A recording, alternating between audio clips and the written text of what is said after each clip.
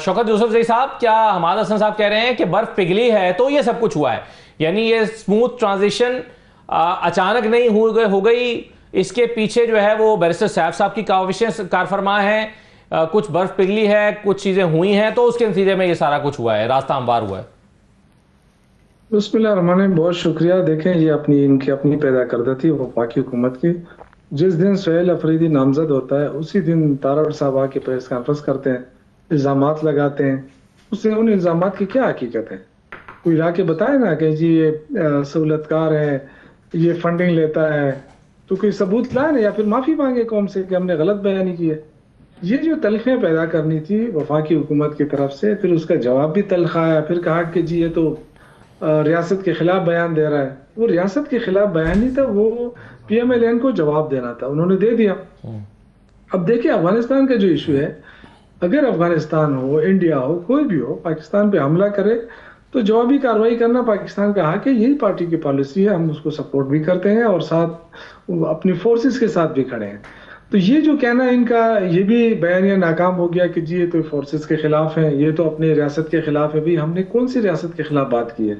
इमरान खान शुरू दिन से कह रहा है कि फौज मेरी फौज है, और आज भी वो जेल में बैठकर और उसको तशवीश है कि जो अफगानिस्तान बॉर्डर गर्म हुआ है, वो कह रहा है कि मैं इसमें अपना रोल अदा करना चाहता हूँ। तो ये चीजें ऐसी हैं ना कि ये इन्होंने तो पूरा पूरा एक बयानिया बनाया, वो फेल हो गया। वो अगर 8 फरवरी को आप देखें, इन्होंने कहा ये रियासत दुश्मन है, ये मुल्क दुश्मन है, सारे बयाने बना लिए। पंजाब में ये हार गए, इस्लामाबाद हार गए, खैबर पख्तूनख्वा हार गए। अब जो जाली मैंडेट लेकर इन्होंने अपनी हुकूमतें बनवाई, फिर इनकी ये ख्वाहिश थी कि यहाँ पे भी हम बना लेंगे। इन्होंने ये कोशिश भी की। पहले कहा जी 20 मेंबरान इनके बिक जाएंगे, 30 मेंबरान बिक जाएंगे। बड़ा खुश हो रहे थे कि जी यहाँ तो पार्टी है ही नहीं, सारे आज़ाद मेंबरान हैं। तो इन्होंने पूरी कोशिश की, लेकिन आप देखें कि इनका जो बयानिया था वो भी नाकाम हो गया। जिस दिन अली अमीन गंडापुर इस्तीफा देता है, उसके साथ ही इन्होंने एक बहास खोल दिया कि जी उन्होंने इस्तीफा गलत दिया है। फिर उन्होंने तहरीरी तौर पे लिख के दिया है, फिर जी दस्तखतों पे मसला है। और इसके बावजूद जब शेड्यूल अनाउंस होता है स्पीकर की तरफ से, तो ये साहिबान जो है, JUI वाले भी, PMLN वाले भी, सारे जाके नामजदगियां करते हैं, कागजात नामजदगियां जमा कराते हैं, प्रोसेस में हिस्सा लेते हैं, और कोशिश होती है कि ये कंसेंसस डेवलप करे, बामी कंसेंसस। जब नहीं होता है, जब इनसे बंदे नहीं टूटते हैं, तो एक नया पेंडोरा बॉक्स खोल देते हैं कि जी ये सारा प्रोसेस गैर कानूनी है। फिर कोई हाई कोर्ट चला जाता है, कोई गवर्नर साहब जो है उठ के तो सर ये भी तो आप देखें ना शौकत साहब कि इतनी रुकावटें पैदा हुई और वो रुकावटें अचानक दूर भी हो गई, तो इसमें क्या जादू है?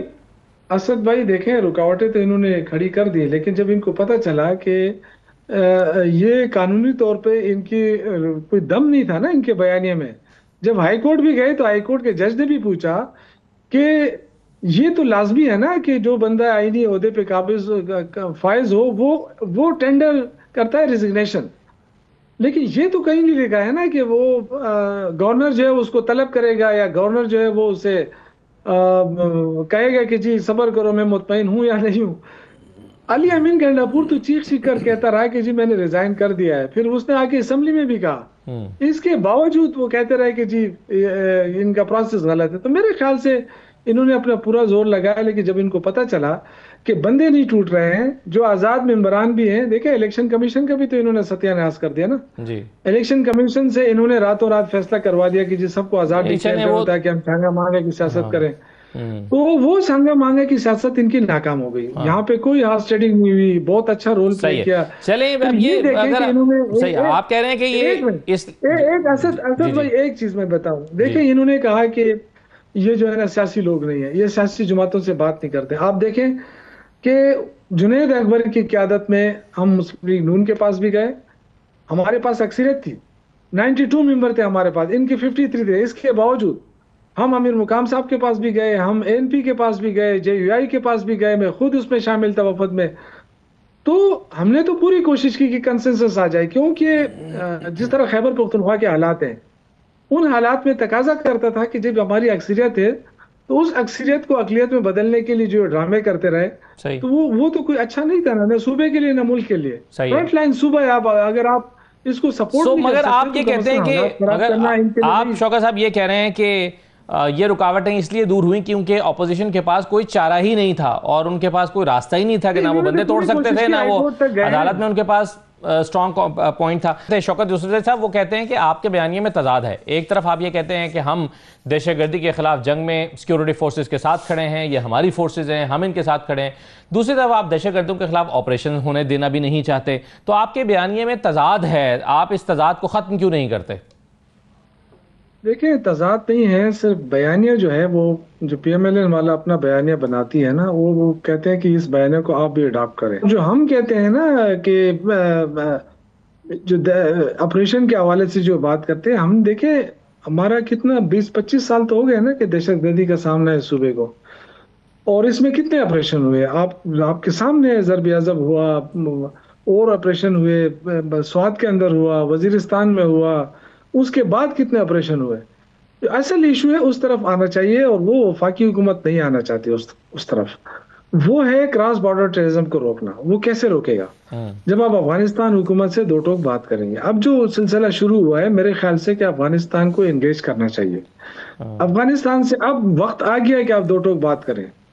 तो अगर ये सिलसिला, इसमें हुकूमत ये कहती है कि हमने ऑलरेडी उनको एंगेज करने की कोशिश की, उनसे राब्ते किए, लेकिन कोई मुस्बत जवाब नहीं आ रहा। देखिए, एक तो जो हालिया टसल शुरू हुई है उस पर तो मैं इतना कहूंगा कि जो फोर्सेस कर रही है ये उनका हक बनता था कि जवाब दें। ये मैं उसका वो नहीं करूंगा। और जो शहीद हुए हैं उनके साथ हमारी पूरी हमदर्दी है, अल्लाह उनको जन्नत फिरदौस में आला मुकाम दे। हम अपने फोर्सेस के साथ खड़े हैं। लेकिन मैं जो बात करना चाहता हूँ वो ये है कि जो अफगानिस्तान का इशू है, पाकिस्तान में दहशतगर्दी का इशू है, वो तब हल होगा जब अफगानिस्तान से क्रॉस बॉर्डर टेररिज्म को रोका जाएगा। जब आप इसको नहीं रोकेंगे, आप बेशक यहाँ पे 10 ऑपरेशन और कर लें, तो आप उसमें कैसे रोकेंगे? क्या आप तालिबान से दरखास्त करेंगे कि प्लीज आप यहाँ पर हमले ना करें, या आप उनसे रिक्वेस्ट करेंगे? क्या उसका तरीका? असद भाई, बात यह है ना कि अफगानिस्तान का जो इशू है वो है जो एतमाद साजी है ना, वो हम नहीं डेवलप कर सके। और ये आज की बात नहीं है, ये दाऊद से लेके आज तक अफगानिस्तान के साथ आई डोंट नो कि हमारी क्या वजह है कि हम एतमाद साजी नहीं कर सके। 30 लाख अफगानों को हमने यहाँ बसाया, उनको इज्जत दी, उन पे इन्वेस्टमेंट की, लेकिन हम उस तरह सिचुएशन नहीं कर सके। आपको याद होगा कि जमाने में नसरुल्लाह बाबर कहते थे कि तालिबान हमारे अपने हैं, लेकिन ये सारी सिचुएशन आप देखें ना, इससे पहले जो गनी की हुकूमत थी वो भी हमारे मुखालिफ थे। तो यही एक्सपेक्ट किया जा रहा था कि ये तो हमारे हामी होंगे, लेकिन नहीं हो सके। तो इनकी वजूहात को देखना पड़ेगा हमें। जो एतमाद साजी है उसको डेवलप करने की जरूरत है।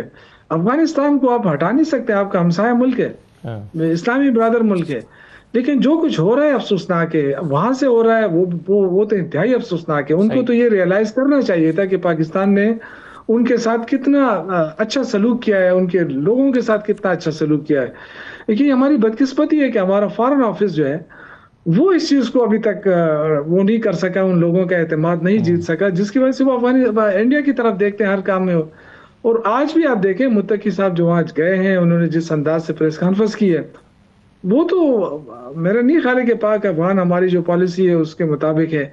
उस पर तो अफसोस ही किया जा सकता है कि मुत्तकी साहब यहाँ आपके बस यानी जितने अफगान लीडर हैं उनके बच्चे तो यहाँ बड़े हुए हैं ना, पेशावर में, उनको यहाँ पनाह दी गई। लेकिन आज आप जाके दिल्ली में बैठ के अगर प्रेस कॉन्फ्रेंस करते हैं पाकिस्तान, तो आप समझते हैं कि हमारी फॉरेन पॉलिसी की नाकामी है।